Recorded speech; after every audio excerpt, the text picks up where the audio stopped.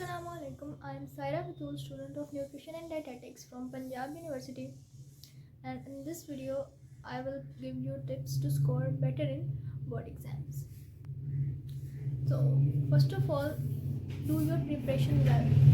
मतलब ऐसी कोई ट्रिक नहीं होती कि जिससे आप तैयारी के बगैर अच्छा स्कोर कर सको। तो सबसे पहले आपको अपनी तैयारी गुड रखनी है, लेकिन मैं आपको टिप्स दूंगी कि बहुत सारे स्टूडेंट्स होते हैं कि प्रिपरेशन अच्छी होने के बावजूद दे can't do well in exams due to pressure or many other reasons। तो पहली बात तो ये है कि आपने अपनी तैयारी पूरी रखनी है। दूसरी बात, आपने नमाज नहीं छोड़नी, ऑफर ऑल द प्रेयर्स, और फिर आपने अल्लाह पे छोड़ देना है। आप अपनी तैयारी पूरी रखें, नमाज़ें पढ़ें, और उसके बाद रिज़ल्ट की टेंशन नहीं लेनी। आप रिज़ल्ट आपने अल्लाह पे छोड़ देना है, क्योंकि हम सिर्फ तैयारी कर सकते हैं, रिज़ल्ट हमारे हाथ में नहीं है। तो तैयारी अच्छी रखें और बाकी सब अल्लाह पे छोड़ दें। आपने स्मार्ट वर्क करना है, यानी कि आप लोग इस तरह करते हैं कि हाफ बुक के टेस्ट में सारा पढ़ा, फुल बुक के टेस्ट में सारा पढ़ा। मतलब आपका कॉलेज स्कूल आपको तैयारी करवा रहा होता है, हम लोग सारा सिलेबस करते हैं। तो आपने करना है, आपने अपने हाफ बुक के टेस्ट उस तरह से करने हैं कि आपको उसको दोबारा रिवाइज़ करने की बस ज़रूरत हो, आपको सारा पढ़ने की ज़रूरत ना हो। Same with the full book test, कि फुल बुक का टेस्ट भी इस तरह से करना है कि आपको दोबारा उसको सिर्फ रिवाइज़ करने की ज़रूरत हो, आपको शुरू से लेकर एंड तक दोबारा ना करना पड़े। तो हाफ बुक और फुल बुक करने के बाद आपने पेपर वाले दिन की जो प्रिपरेशन होती है कि पेपर वाले डे के लिए जो आपके पास 2 छुट्टियां हैं, 1 छुट्टी है, तो उसके लिए आपने सिर्फ उसको इम्पॉर्टेंट चीज़ें करनी, और इम्पॉर्टेंट चीज़ें आपको कहाँ से मिलेंगी? पास्ट पेपर से। तो वहाँ पे आपने स्मार्ट वर्क करना है कि आपको सिर्फ पास्ट पेपर्स करने हैं, और पास्ट पेपर में जो जो चीज़ रिपीट हुई है आपने जस्ट वो करना है।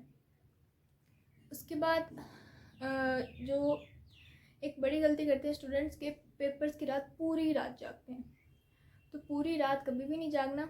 अगर आपने पूरे साल में नहीं किया तो आप उस पूरी रात में भी कुछ नहीं कर पाओगे। आपने अपनी शुरू से तैयारी अच्छी रखनी है और पूरी रात कभी भी नहीं जागना।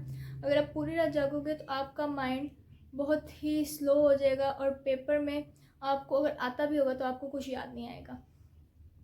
तो आपने एटलीस्ट 6 आवर्स की स्लीप लेनी है, और अगर आपका सिलेबस बहुत ही ज़्यादा है तो आपने एटलीस्ट 4 आवर्स इज़ कंपलसरी।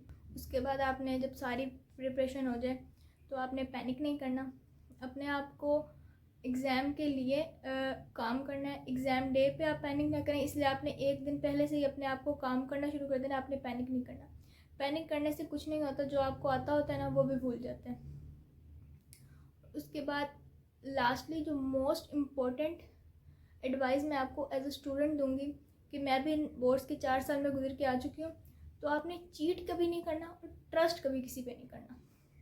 अगर आपने तैयारी अच्छी की है, आपने अपनी नमाज़ें पढ़ी हैं, आपने अपने पास्ट पेपर सॉल्व किए हैं, तो ये चीज़ें ही सबसे इम्पोर्टेंट है। अगर आपने ये सब किया है तो कोई और बच्चा इससे अच्छा करके नहीं आ सकता। और अगर आपने किसी और से पूछा, वो उस दिन क्योंकि मैट्रिक और इंटरमीडिएट की एज बहुत ही इमेच्योर होती है, बच्चे नहीं समझते, बच्चों को होता है कि बस गलत बता दें, किसी के हमसे ज़्यादा ना है, तो आपके कभी भी मार्क्स वो इंक्रीज़ नहीं करवाना चाहेंगे, वो हमेशा आपको गिराना ही चाहेंगे। तो आपने कभी किसी से चीट नहीं करना, MCQ ख़ास तौर पे किसी से नहीं पूछना, तो आप लोग बहुत ही अच्छा परफॉर्म कर पाएंगे अगर आप इन सब पे अमल करेंगे। तो thank you so much, do like, comment, share and subscribe to my channel. और आप मुझे फर्दर बताएं कि मुझे किस चीज़ पे वीडियोस बनानी चाहिए।